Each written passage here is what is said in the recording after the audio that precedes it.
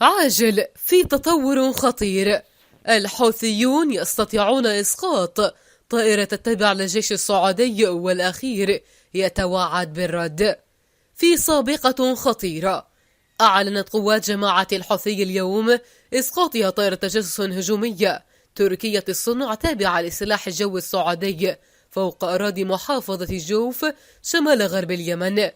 وقال المتحدث باسم قوات الحوثيين العميد يحيى سريع عبر تويتر: الدفاعات الجوية تتمكن بفضل الله من إسقاط طائرة تجسسية مقاتلة من نوع كريال تركية الصنع تابعة لسلاح الجو السعودي أثناء قيامها بمهام عدائية في أجواء منطقة المرازيق في محافظة جوف عصر يومنا هذا.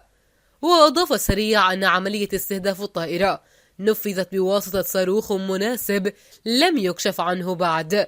وتقود السعودية منذ مارس 2015 التحالف العربي الذي يشن عمليات عسكرية مكثفة في اليمن دعما للحكومة اليمنية المعترف بها دوليا الموالية للرئيس عبد ربه منصور هادي، والتي تحارب قوات الحوثيين المدعومين من إيران والذين يسيطرون على العاصمة صنعاء منذ عام 2014.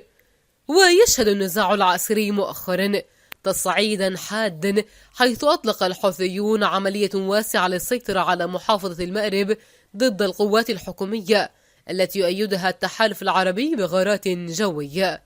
وعلى خلفية هذه الحلقة الجديدة من المواجهة بين الطرفين، كثف الحوثيون هجماتهم بطائرة مسيرة وصواريخ باليستية على أهداف في السعودية تقول إنها عسكرية، بينما تتهم المملكة الجماعة باستهداف مواقع مدنية.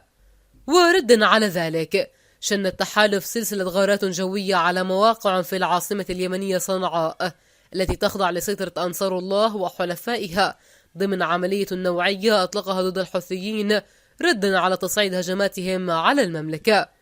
ويشار إلى أن الحرب على اليمن نشبت قبل 6 أعوام في محاولة سعودية عربية لفرض الرئيس عبد الهادي منصور على اليمنيين.